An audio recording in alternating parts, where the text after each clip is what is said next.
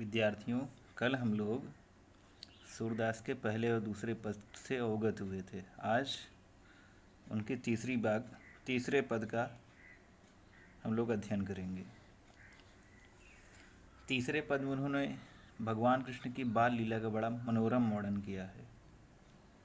वे कहते हैं, किलकत कान घुटरुवनि आवत, मणिमय कनक नंद कय आंगन, बिंब पकरिबे धावत, कबहू निरख हरियाप छाह को, कर सो पकड़न चाहत, किलकी हसत राजत वदय दतियाँ, पुनि पुनि तिहि अवगाहत, कनक भूमि पर कर पग छाया, यह उपमा इक राजति, करि करि प्रतिपद प्रतिमन वसुधा, कमल बैठ की साजति, बाल दशा सुख निरखि जशोदा, पुनि पुनि नंद बुलावती, अचरा तरले ढाक सूर के, प्रभु को दूध पियावती।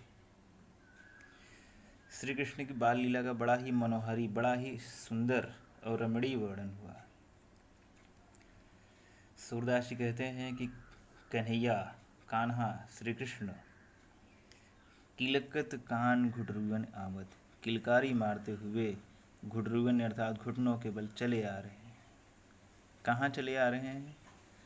मणिमय कनक नंद का आंगन। मणिमय अर्थात मणियों से युक्त, मणियों से जड़ा हुआ कनक, सोने का नंद का आंगन, नंद बाबा का सोने का आंगन जो मणियों से जड़ा हुआ है, उसमें बिंब पकड़िबे धावत। बिंब यानी कि अपनी परछाई, अपनी प्रतिछाया को पकड़ने के लिए दौड़ते हैं, दौड़ रहे हैं। कैसे दौड़ रहे हैं? घुटनों के बल दौड़ रहे हैं, दौड़ने का प्रयास करते हैं। उससे बिंब अपनी परछाई को, अपनी प्रतिछाया को पकड़ने का प्रयास करते हैं।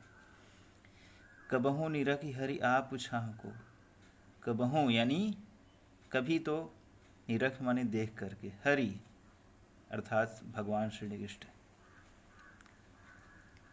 आप छाह को अपनी छाया को, कर सो पकड़न चाहत, कर का तात्पर्य हाथ, कभी अपनी छाया को निरख करके, देख करके भगवान श्री कृष्ण उसे हाथ से पकड़ना चाहते हैं। और जब हाथ से पकड़ में नहीं आता तो बड़ी जोर से किलकारी मारते हैं। किला की हसत राजत द्वैततियाँ, पुनि पुनि तिहि अवगाहत। किलकारी मारते हुए उनकी दो दांतें, दो दतुलियाँ जो होती हैं, आगे की दो दांतें जो बच्चों की निकलती हैं पहले, पुनि पुनि तिहि अवगाहत। और वो बड़ा ही रमणीय दृश्य होता है। उस समय बार बार वो दृश्य हम लोग भी देखना चाहते हैं। सुशोभित होती हैं। कनक भूमि पर कर पग छाया, यह उपमा इक राजति। सोने की भूमि पर उनके हाथों और पैरों की जो छाया है, जो प्रतिबिंब, यह उपमा शोभायमान होती है। और ऐसा लगता है कि मानो करि करि प्रतिपद प्रतिमन वसुधा, कमल बैठ की साजति।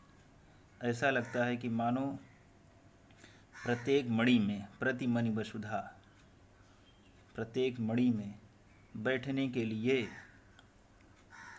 वसुधा अर्थात पृथ्वी ने कमल को आसन सजा लिया है। बाल दशा सुख निरखि जशोदा, पुनि पुनि नंद बुलावती। इस बाल दशा का जो सुख है, बाल लीला का जो सुख है, जो कन्हैया के घुटनों के बल चलने, भागने, उनकी परछाई को पकड़ने का जो सुख है, वो देख करके जशोदा मैया नंद बाबा को बार बार बुलाती हैं कि कहाँ हैं प्राणनाथ, आइए, देखिए आपका लल्ला क्या कर रहा है।